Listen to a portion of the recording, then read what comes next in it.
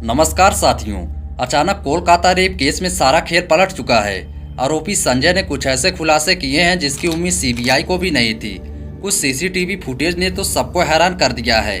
Gang rape वाले आरोप को लेकर भी सीबीआई ने बड़ा सिग्नल दिया है।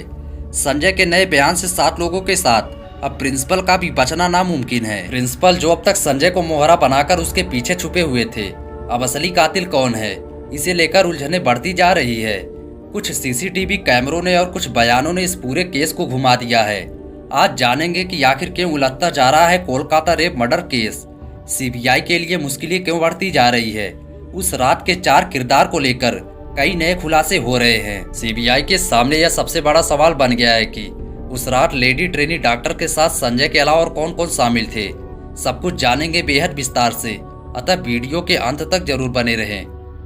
अब तक उम्मीद की जा रही थी कि सीबीआई ने इस केस को सॉल्व कर लिया है, लेकिन दोस्तों तभी संजय ने कुछ ऐसे बयान दिए हैं और कुछ ऐसे फुटेज सामने आए हैं जिसे लेकर पूरे केस ने यू टर्न मार दी है। अब मेरी बात जरा ध्यान से सुनिए। 8 अगस्त की रात को ट्रेनी महिला डॉक्टर अस्पताल के सेमिनार हॉल में सो रही थी। सुबह तड़के 4:03 पर संजय राय को सेमिनार हॉल में घुसते हुए देखा गया। वह अपनी बाइक से काफी तेज रफ्तार से अस्पताल में पहुंचा था। आप लोग टाइमिंग को अच्छे से नोट करते चलिए। फिर उसे 4:32 पर सेमिनार हॉल से बाहर आते देखा गया और अगले 5 मिनट में वह अस्पताल परिसर से बाहर चला गया। आरोप है कि संजय ने उसी 29 मिनट के दौरान इस वारदात को अंजाम दिया और सेमिनार हॉल से निकल गया। यानी कि 9 अगस्त को सुबह ठीक 4 बजे के बाद उसने यह कांड कर दिया था। यह घटना 9 अगस्त को पुलिस के सामने आई, जब 31 साल की ट्रेनी महिला डॉक्टर का डेड बॉडी आरजी कर मेडिकल अस्पताल की तीसरी मंजिल पर स्थित सेमिनार हॉल में मिला। उनके शरीर पर कपड़े नहीं थे और ब्लड बह रहा था और कई जगहों पर चोटों के निशान थे। वे 36 घंटे की शिफ्ट के बाद आराम करने के लिए वहां गई थी। बॉडी परीक्षण में उनके शरीर पर 16 बाहरी और 9 आंतरिक चोटें पाई गई। इस बात की जांच की जा रही है कि उनके शरीर पर यह सभी प्रहार किसने किए थे। दोस्तों सीसीटीवी फुटेज में दिखा कि संजय राय 8 अगस्त को अस्पताल के चेस्ट डिपार्टमेंट में पीड़ित डॉक्टर और अन्य लोगों को घूरते हुए देखा गया था। उस समय उसकी नीयत काफी बिगड़ी हुई थी। लेकिन अब जान लीजिए कि सबसे चौंकाने वाली बात, संजय राय जिसने 31 साल की ट्रेनी डॉक्टर के साथ बलात्कार और हत्या के आरोप में जेल में रखा गया है, उसने सुरक्षा कर्मियों से कहा कि उसे इस मामले के बारे में कुछ भी नहीं पता। शुक्रवार को उसने सियालदा में न्यायिक मजिस्ट्रेट की अदालत में भी यह बात दोहराई। उसने जज से कहा कि उसे अपनी बेगुनाही की साबित करने के लिए पॉलीग्राफ टेस्ट की सहमति दी थी और उसे इस मामले के बारे में कोई जानकारी नहीं है। लेकिन हैरान करने वाली बात यह है कि कोलकाता पुलिस के अनुसार संजय राय ने पहले कबूल किया था कि उसने आरजीकर मेडिकल कॉलेज और अस्पताल के सेमिनार हॉल में उस ट्रेनी डॉक्टर के साथ बलात्कार और हत्या की थी। माना जा रहा है कि ममता दीदी के कोलकाता पुलिस ने संजय से सच उगलवाने के लिए यह अप्लाई किए थे, जिसके बाद उसने अपना जुर्म कबूल कर लिया था। लेकिन अब पॉलीग्राफ टेस्ट से पहले संजय ने अपने इस कबूलनामे से पलटते हुए दावा किया कि उसे फंसाया जा रहा है और वह निर्दोष है। यानी असली कातिल कोई और है, जिसमें कॉलेज के प्रिंसिपल का नाम बार बार सामने आ रहा है और इसी कारण बताया जा रहा है कि इस पूरे कांड में 7 लोग शामिल हैं। वहीं मामले की जांच कर रही सीबीआई और पुलिस ने संजय के बयानों में कई विसंगतियां पाई हैं। एक अधिकारी ने बताया कि संजय जांचकर्ताओं को गुमराह करने की कोशिश कर रहा है। वह अपने चेहरे, पीठ और जांघ पर लगी चोटों और अपराध के समय इमारत में अपनी सीसीटीवी मौजूदगी के बारे में कोई स्पष्ट जवाब नहीं दे सका है। इस वक्त संजय जेल में मौजूद है और उसकी निगरानी के लिए सेल के बाहर सीसीटीवी कैमरे लगाए गए हैं। अभी उस पर किसी भी प्रकार के हमले ना हो सके और ना ही वह आत्महत्या करने में सफल हो सके। पिछले सप्ताह संजय की प्रोफाइलिंग में पाया गया कि वह एक विकृत व्यक्ति है और पोर्नोग्राफी का बहुत बड़ा आदी है। इसे देखते हुए देश भर में पोर्न देखने वाले लोगों को सतर्क हो जाना चाहिए। सीबीआई के एक अधिकारी ने कहा कि उसके अंदर जानवर जैसी प्रवृत्ति है। उसने अपराध के लिए कोई पछतावा नहीं दिखाया है, यानी कि एक पोर्न आदमी को जानवर बना सकता है। संजय ने अचानक एक बयान देकर सीबीआई अधिकारियों को हिला डाला है। दोस्तों अब संजय बार बार कह रहा है कि उसने महिला को नहीं मारा, जिसके बाद यह भी सवाल उठ रहा है कि क्या उसने केवल बलात्कार किया और चला गया। अगर वह हैवानियत करके चला गया तो फिर महिला के साथ और क्या क्या हुआ और उसे किसने मारा। क्या इनसे उन 7 लोगों और प्रिंसिपल का कोई संबंध है। संजय राय की वकील कविता सरकार ने कहा कि संजय पूरी तरह से जांच में सहयोग करना चाहता है और सच को सामने लाने के लिए पॉलीग्राफ टेस्ट के लिए तैयार है। यानी कि इस केस में बाकी आरोपी भी बच नहीं पाएंगे। वकील कविता ने बताया कि जब संजय ने पॉलीग्राफ टेस्ट के लिए सहमति ली गई थी तब वो खुद वहां मौजूद थी और उन्होंने संजय को समझाया कि यह टेस्ट क्या होता है। संजय ने तब सहमति दी और कहा कि वह मानसिक रूप से बहुत दबाव में है क्योंकि उस पर झूठे आरोप लगाए गए हैं। वह चाहता है कि सच्चाई सामने आए। संजय के इस बयान ने पूरे कोलकाता केस को पलट कर ही रख दिया है क्योंकि अब तक जिस संजय को मोहरा बनाया जा रहा था अब वह मुंह खोलने को धीरे धीरे तैयार हो रहा है।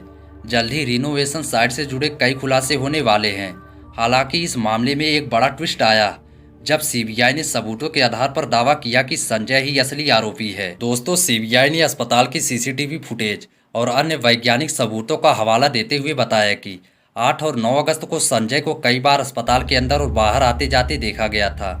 सीबीआई का दावा है कि संजय ने 9 अगस्त की रात को लेडी डॉक्टर के साथ इस जघन्य अपराध को अंजाम दिया, लेकिन इसके बावजूद भी अभी भी कई एंगल बाकी है जिसकी जांच होने अभी भी बाकी है। दोस्तों, माना जा रहा है कि शुरुआत में कोलकाता पुलिस ने जिस प्रकार से केस को हैंडल किया था उससे साफ हो जाता है कि संजय ही आरोपी था, लेकिन जानकारों का मानना है कि बहुत कुछ छुपाया जा रहा है। इसके अलावा तफ्तीश में पता चला कि वारदात वाली रात संजय राय एक रेड लाइट एरिया में भी गया था, लेकिन वहां अपनी हवस मिटा न सका और वहां से लौटते वक्त उसने एक लड़की से छेड़छाड़ भी की थी, जो यह दर्शाता है कि रेड लाइट एरिया से वापस लौटते समय वह बेहद खुखार हो गया था और कुछ भी कर गुजरने को तैयार था। इस केस में सीबीआई लगातार आरजीकर मेडिकल कॉलेज के पूर्व प्रिंसिपल संदीप घोष से पूछताछ कर रही है क्योंकि उन पर शक है कि वह संजय राय को बचाने की कोशिश कर रहे थे। संजय को संदीप का बाउंसर कहा जा रहा है जो उनके इशारे पर काम करता था।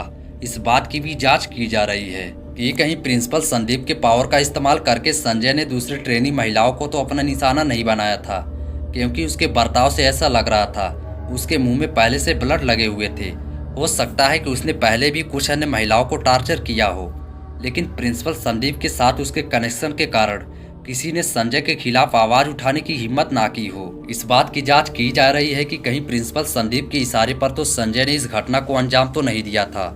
इसके अलावा संदीप पर और भी कई गंभीर इल्जाम लगाए गए हैं जिसकी जांच जारी है।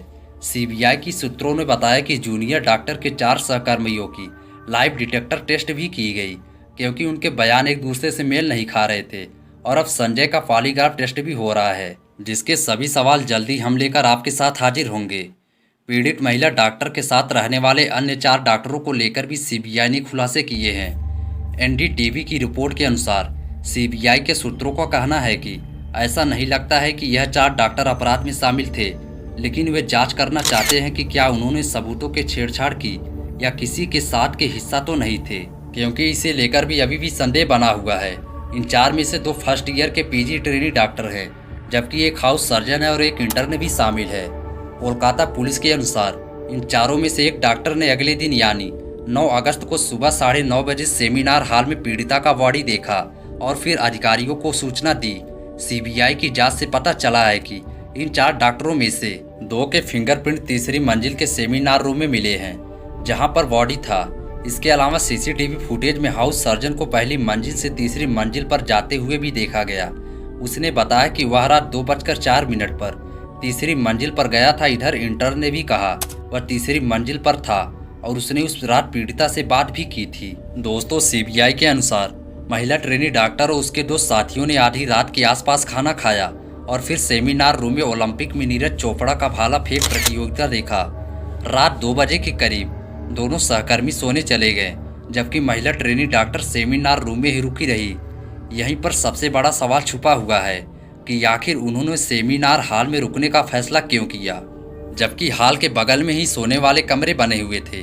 आपको बता दें कि सेमिनार हॉल में स्लीप रूम और इंटर्न रूम, यह तीनों कमरे तीसरे मंजिल पर ही थे।